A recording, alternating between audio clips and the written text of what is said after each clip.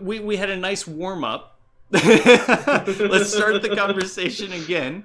So let's start off from the get go. Jan, tell me about yourself. Where you came up, where you grew up, everything. Okay, so let's start again. And I'm 26 years old, and I am from Czech Republic, where I grew up in a small town called Bílina. Now I live in a most which English called people would call bridge. Mm-hmm. It's actually named after that structure. Mm-hmm. I was about 6 when I discovered passion for games and technology, and at this time I get first PlayStation console. And I was the typical little nerd, so smart at school. I have few friends, so I was constantly running away from reality by playing video games, and I literally grew up with my keyboard and mouse when I got my first computer. So I quickly found out I want to be a programmer one day. I was fascinated by these things. So from this point, it's I just had to study high school, focus on IT. Mm-hmm. Okay. Cool. Yeah, we. That's where we actually went in and we talked about bullies and people and all of that. It's interesting. Cool. So yeah, we're all a culmination of the things that have happened to us, and it's interesting. That's where I actually went in and talked about how today, like, we're no longer the nerds. We're now the cool people because all the kids play games these days. Too funny. Let's see. All right.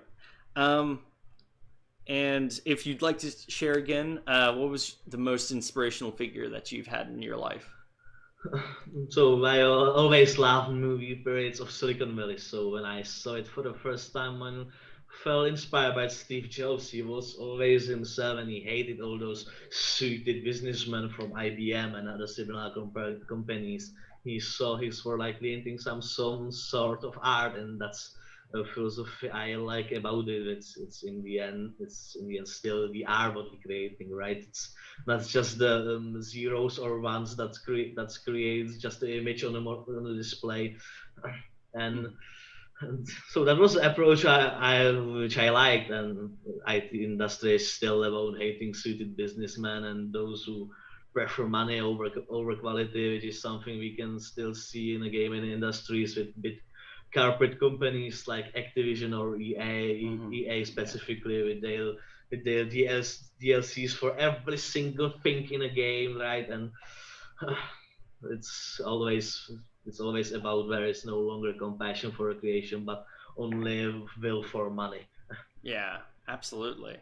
Yeah, there has to be vision. There has to be a focus towards something more important than just making money, right? People Right. won't buy your products to make you money, right? they they buy Other products people because they could believe in it. laugh your creation if you don't have some compassion for it. Yeah, You need yeah, to give it your laugh to it from yourself, right? yeah, It's not definitely. it's not just about to create something, pull it, shoot it at the wall, and pay it for the money. Hmm. Anyway, I want to thank the chat. Thank you guys for letting me know that he couldn't be heard. I would have just kept on going the whole time without knowing otherwise. um, That that's that good. must be a funny record. Yeah, funny recording, definitely. Um, yeah, and I believe Steve Jobs had some really good innovative thoughts about business, right? Like, and I don't think that it was per se just because of the fact that he was innovative, right? He believed in something, and he envisioned a future, and he pursued it, right? It wasn't Right. all about making money, and people liked that. People liked that about him. Yeah. It's definitely really cool, and it's very inspirational. And even if I am not a big fan of Apple in our country, it's just some sort of jewelry for anyone here. So it's a big expensive things from Apple, but Yeah. himself he was true innovative person in this way, and why Apple was led by him. It was Apple who was giving some technological directions. Mm-hmm. Yeah, absolutely. Good. We don't need to worry about that. So who all helped you out in the creation of your game? Like, From the start, it was only a one-man show, but I got a man called Patrick Nedley, who was a musician and was creating sound effects for this game, and uh, I was um, I was very pleased when I get to him or he get to me. mhm, We founded some my insertion about creation of game, and without him, who knows how the game could look in the end. But he's also a great perfectionist. It's mhm, something I'm still fighting with because he's pointing every single detail he can see. So it is sometimes hard for me with him to work, but it is a nice way how to something test, and you can have and and show a perfect product to others. yeah.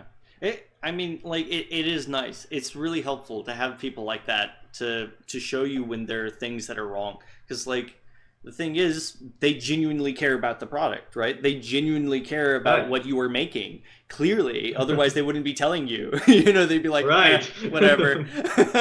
He kind of wants it that way, sure. You know, but instead, if they're telling you, then you can work on it. You can make it a better product, and you can make it more enjoyable for other people. And I think that's really cool. I think that's really good to have, and it's good to have people like that in your life. Right. Yeah, it's awesome. Cool. All right. So that's nice. That's good. We have right, and that's where we were leaving off. What was the first video game that you ever fell in love with? Well, with the video games, it is a little hard. I can hardly pick only one game. But I can remember my first game was for PlayStation 1. It was Eagle One Harrier Attack. It was a game I don't love from the start, but I quickly enjoyed it and found a way to love the game. And I like to play on emulator today. Mhm. To this day, I actually have now played some levels on it and saved for another time. Or there was, of course, Let's Storm, or I really loved the Pac-Man War, the game that was made for the 20th anniversary of this game. It was a quest for saving Pac-Man family, and it was great. For PC, it was Transport Tycoon. I spent a lot of time on that game, and I love the deluxe version of it.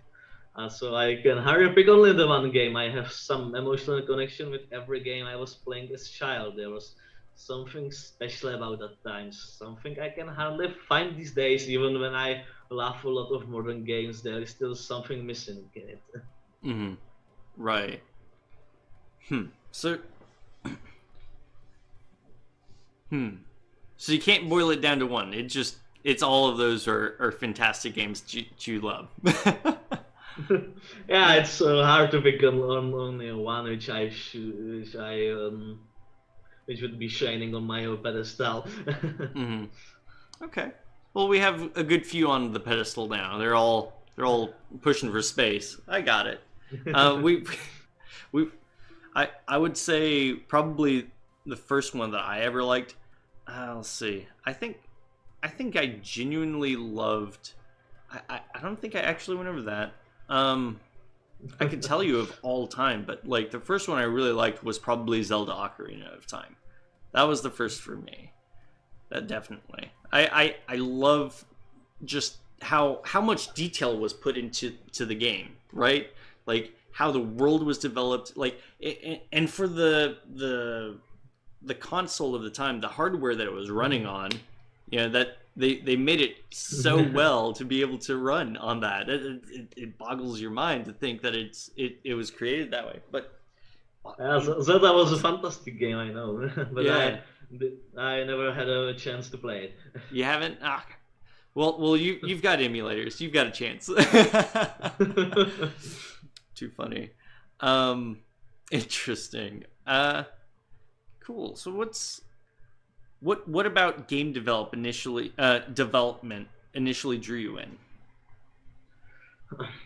This is actually a pretty simple. This is pretty simple. I say I love games so much. I was always dreaming about creating a custom game one day, and as time passed, I started also dreaming about creating a custom game studio. And I have one big dream of creating some sort of RPG game, or something like World of Warcraft, but in something in custom way, something that could be maybe could be one day as successful as World of Warcraft is these days.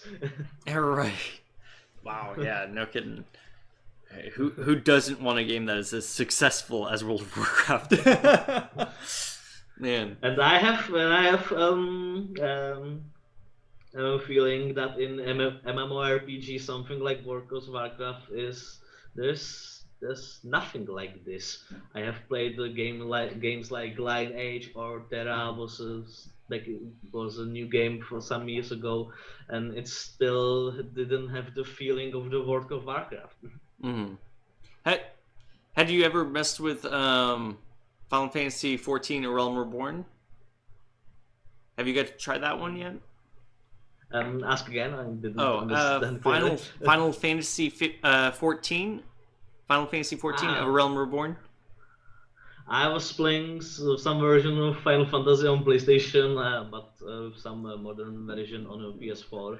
But I have of course on my PC installed Final Fantasy 15, and that's a great game. Okay. No, I was mentioning 14 ARR. That one is MMO, and that's the one that everybody is kind of like who is tired of World of Warcraft ended up moving on to, which is interesting. It's a lot of fun. I actually really enjoyed that because I love more than anything that every part of that game was absolutely enjoyable. Like I didn't have to go out like fighting monsters and stuff. I enjoyed crafting, right? Like I didn't enjoy that in World of Warcraft. I was just like, all right, I got a whole bunch of stuff. Hit the craft button, you know. but when you're playing in Final Fantasy 14, like it's literally you create an entire process, and you're like, okay, in this process I need to use this ability and then this ability, and that'll help make it a little closer to what I'm trying to get to, and like, you know, it was actually really cool. So check that out if you haven't seen anything like it yet. That might be neat. I've spent hours and hours on that game. Honestly, I probably shouldn't tempt myself any longer because it's I don't need to be spending the money. But you know, interesting. Yeah. You told me that you enjoy playing mage. It's what you really started out with, and you've kind of come to enjoy a great deal in World of Warcraft. That's your primary. Yeah, that's my primary character. I started playing again with the Battle for Azeroth years ago, so I fell in love with that character or with that class. Yeah, definitely. I had yeah, it's funny because like I would go into I think when I first started World of Warcraft, I remember it was like right after all of the Lich King stuff had just just released, and I was like, yeah, I'll level up my warrior enough just so I could start Death Knight class, right? So I didn't even pay attention. Like the warrior was just a stepping stone to get to Death Knight, and I tried that out, and I played that for the longest That was time. something I was doing about Wrath of Lich King too. I just leveled up my character to the level where I can make a Death Knight and just take and just take this new class and try anything what can do. Yeah, it was definitely a lot of fun. It was interesting. I hadn't gotten to play a game again like that, except for Final Fantasy that I mentioned, that I truly enjoyed. You know, it's very interesting how the games morph over time. So my phone turned off. So how did the idea of this game come about specifically? Was it just was it actually, because I know you mentioned that you really enjoyed Geometry Wars, yeah?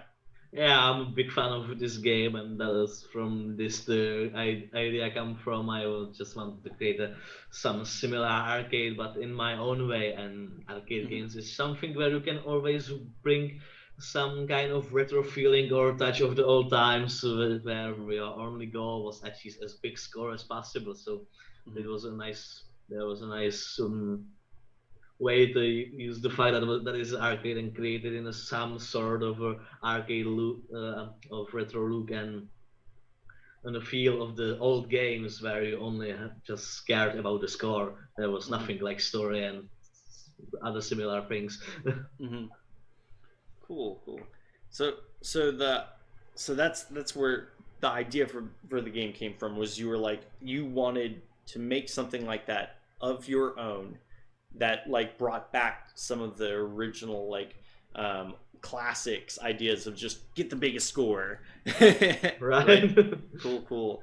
Yeah, I It's just simple. It's as simple as it looks, and it was also nice idea to create something quick. I wanted to.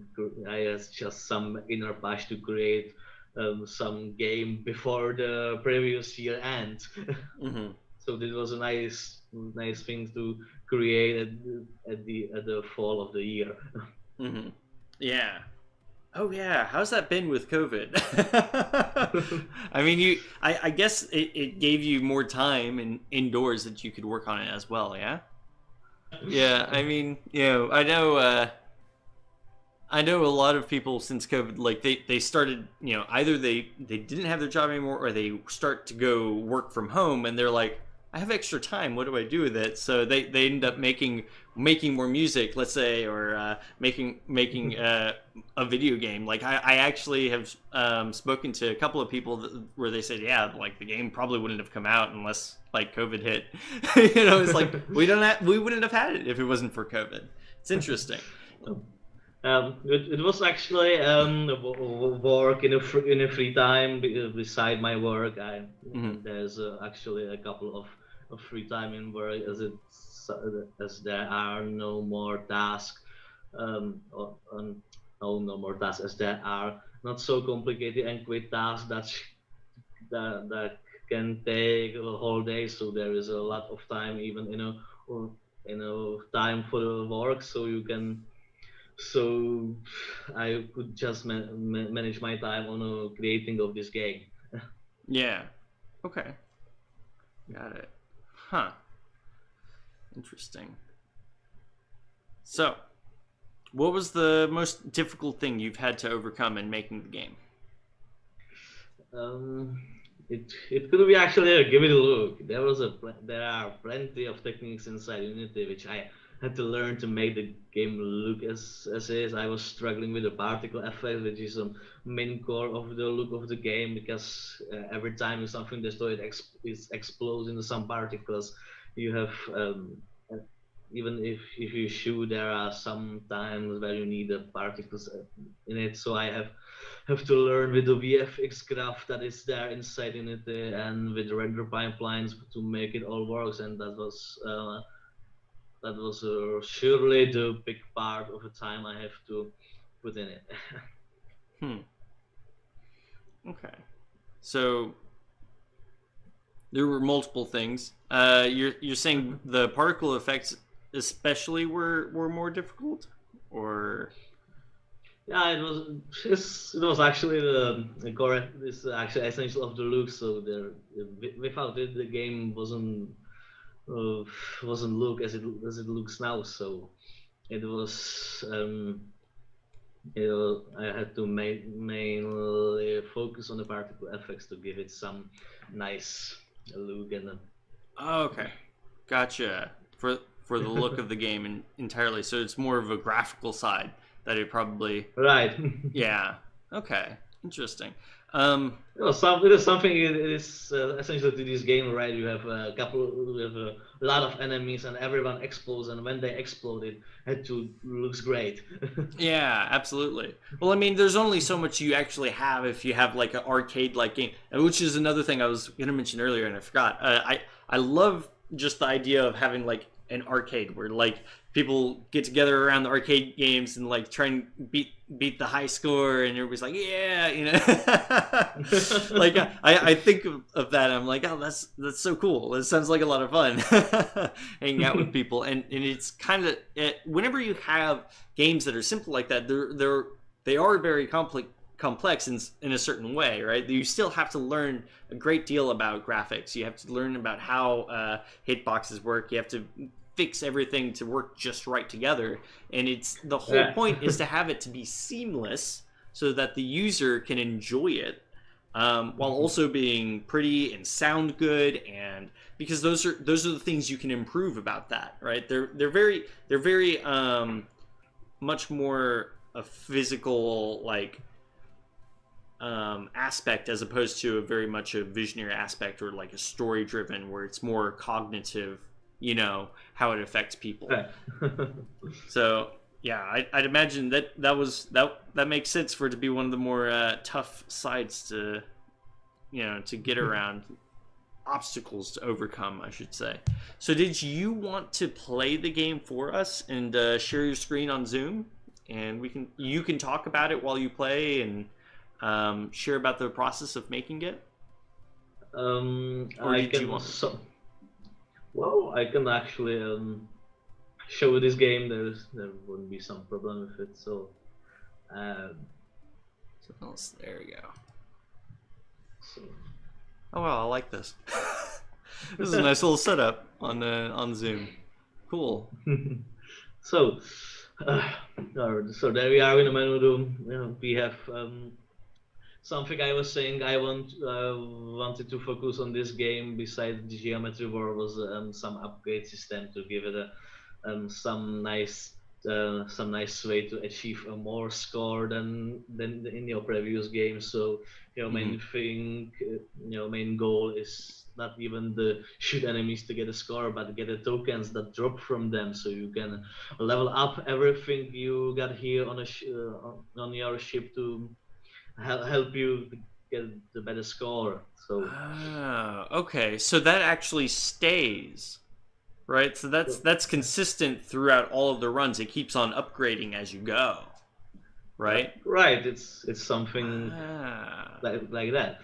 So you have, of course, here our leaderboard, so we can see there are a couple of hardcore players right now. Yeah, I see that.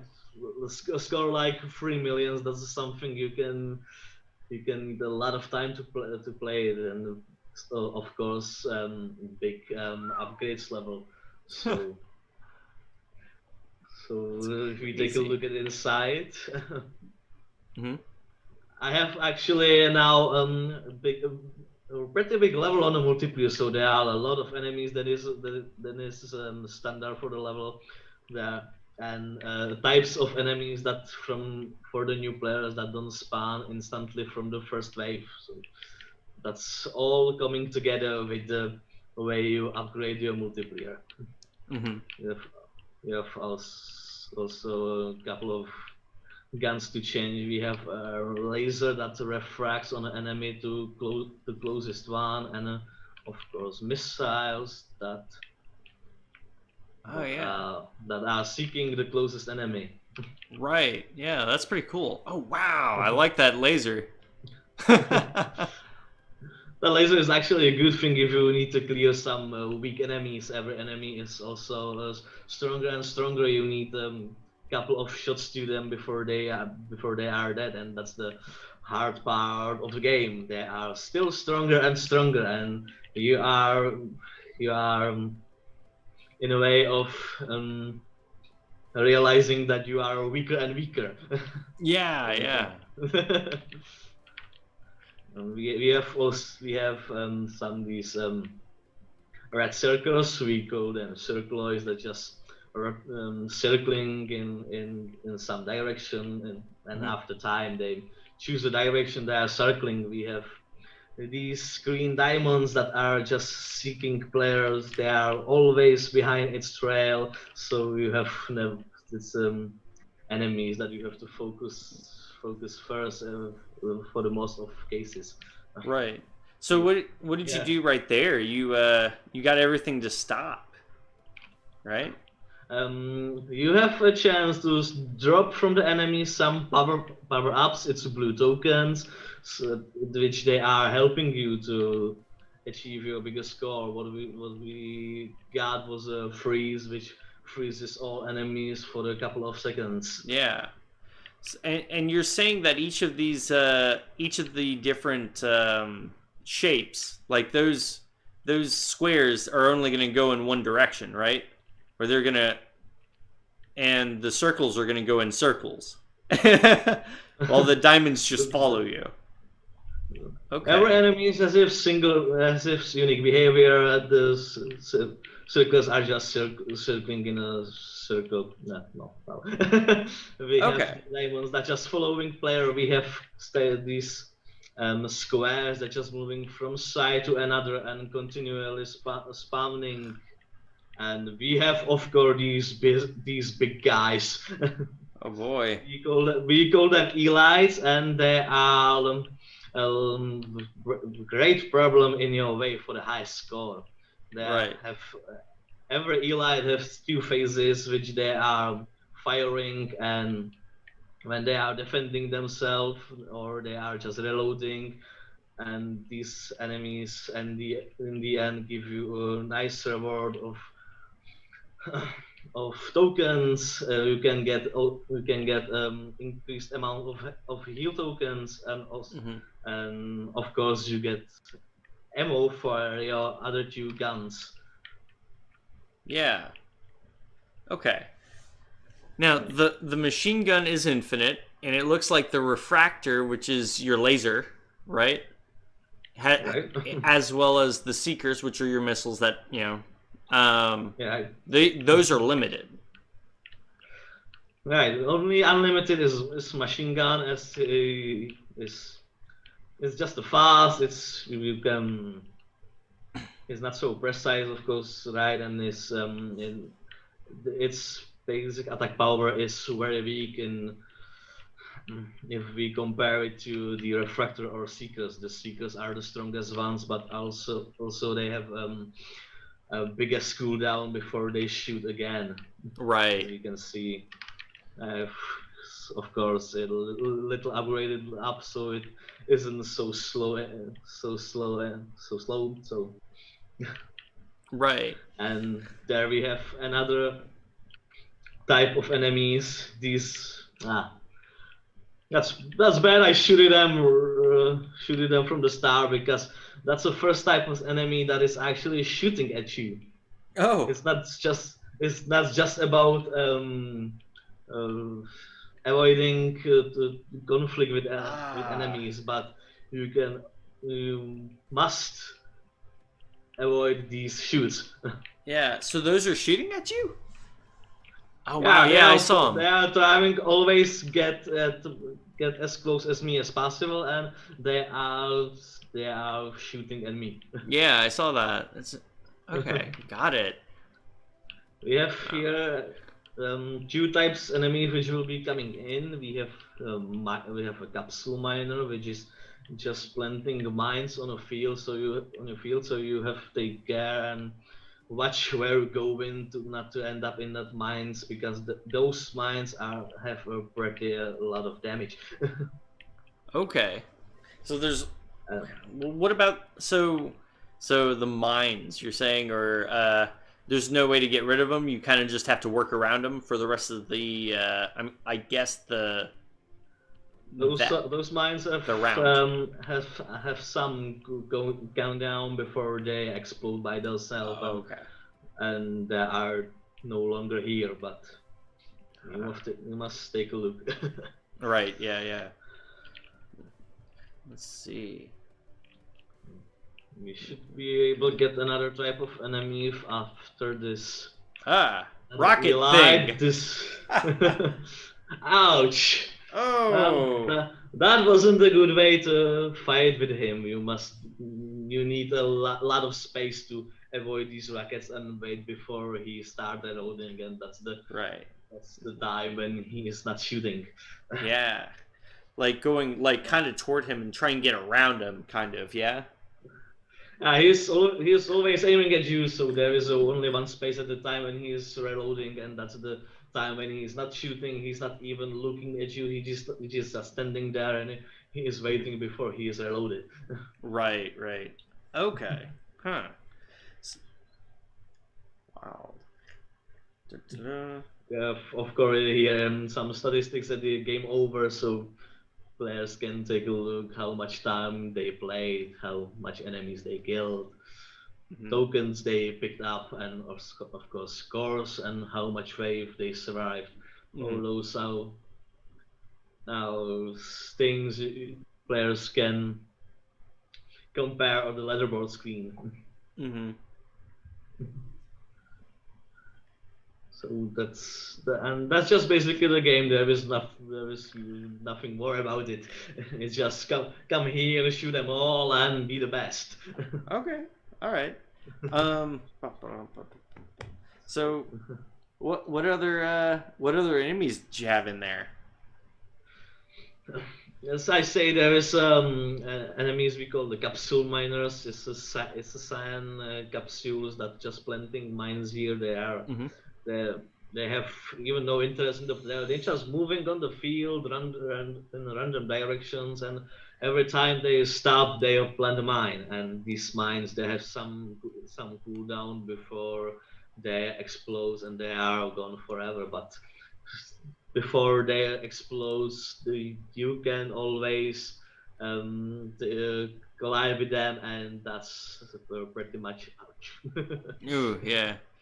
Okay. And then we Like, have and the last one, that's octagon tower. It's basically an octagon that stays in a place. It's rotating, and from its spiky ends, it is shooting bullets in every direction. okay, So gotcha. that can be a very big problem if there are a lot of them, because Yeah, there is then shots in every single pixel of the arena. yeah. Man, that would be something else. Yeah, that would be a lot of what I guess they call that almost like a bullet hell kind of game. Yeah, Yeah, that's try. the right word for it. Yeah. Oh wow, yeah, that's kind of neat. So you want to? Do you not want to spoil what kind of other big bosses are involved? Are there other really cool ones or? Well, I can always say that people can just jump here and reveal if there is any boss. Here we are, but we are now implementing to adding of some other bosses or some kind of more bigger enemies that will spawn at a certain level, not every 10 level, but uh, for example every 5 level, and and it will be more dangerous and difficult to get past of. Right. Okay. Cool. So I think we actually pretty much covered everything. The um, what was the most difficult thing, technical wise, that you had to work on, like for the game? Technically, the toughest technical problem was at one point game physics. It is Hmm. nice when the tool make all the work for you, but collision models is not the case, Hmm. because Unity created a very complicated colliders for every ship, and until I found a problem, man, the game was unplayable. There was so many physics calculation that the computer just didn't get it. Right. Absolutely. Yeah. So So like. that was the one biggest technical problem I have in one time. And we have of course one technical problem even here, because I want implement gamepads in the game controlling by controllers. Hmm. But there is a problem with this in Unity, where Unity doesn't recognize standards controllers with the joysticks as a Hmm. gamepad, but as a joystick. So Mm. I can see the other stick in the game. I can assign it. I can do anything with it. Right. Huh. It's interesting. Um. Yeah.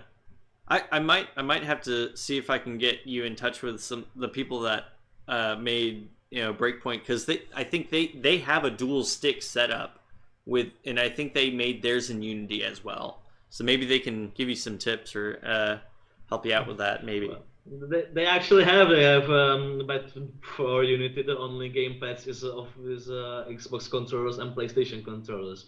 If you have something, and if something other device, some other device, so or just plug it in PC, and it's not from Sony or Microsoft or Xbox. It's just not. It's just it doesn't recognize as a gamepad, and it's just a joystick, and there is no access to the second stick. Okay, gotcha. That's the problem that you're having. Is primarily and that's something I need, because you have one stick for the move and the second stick for the fire. Yeah. Right. And the direction that they're firing as well, right? Right. Yeah. So that's interesting. Okay. Yeah, I must have misinterpreted what you were saying. I thought that you were saying that you couldn't get it to work. You can. It's just with other controllers. I see. Yeah, it's the problem of the controls. Yeah. Anyway, we had some pretty great conversation, and we got to talk about some pretty cool things. It hasn't been a full hour yet, but did you want to go ahead and call it? And I'll have you give any shout outs that you want to do or anything. Did you want to share anything else? Well, I only must thanks to our whole team, which came for me from another project which we were talking before this interview, and for a will to create something beautiful as I do. And of course, with Vectro Blast, there is a great thanks for Michael. I hope he's still watching us. Because without him, there is no things like reviews in a Score magazine on a plot point we got or anything else he got to manage. Right. Okay. Did you want to shout out, say anything about the game, or if you want to put in a plug right now, here, this is your time for it. So I was saying at the start, I can reveal that we are planning a next game for this year. We are currently at the planning phase where we are discussing the concept of the game, the story of the game, the whole idea behind this game, and the next game will be a puzzle adventure. Ooh. It will be where you have to solve some logic puzzles to progress in a game, to reveal the story and get to the end. And for this, we actually picked first the topic, and the main topic of this game will be the lucid dreaming. Cool. We focus about that fact that people can control their dreams if they know they are in a dream, right? And that's also something we want to focus about. So we make a story about this one, and there will be, of course, the story will be focused about why I'm trying to control your dreams. Why are you always doing it? There will be story behind it, and some end where you must go. We hope we deliver for this game some sort of Kickstarter campaign for it, but we are playing it in our home country, so there are pages that are similar to the projects like Kickstarter and so on, but it's focused only for our country. So we hope we can take some money from it and get the development paid. Awesome. Yeah, that'll be really, really cool. I'm actually that makes me excited. I enjoy a good story game, especially with puzzles. I did mention that the first game I enjoyed was Zelda Ocarina of Time, so story and puzzles. Interesting. That's too cool. Yeah. Maybe by the end of the year we will show you on your YouTube channel. Who knows? Who knows? Yeah. Maybe you could invite some other people on here too from the team. That'll be cool. Absolutely. I have no problem with it. Let's see what the others. Yeah. We'll have to ask them. Thank you everybody so much for watching. We'll see you next time. Please hit the subscribe button and everything. We'll have links to the game. You can go ahead and buy it now on Steam. It is available. And look forward to their coming projects. I guess I have to point this way because that's where your head is. Look forward to their coming projects. I'll put a link to their website or their Facebook in the description below. Take care and have a good night. We'll see you next time. Bye.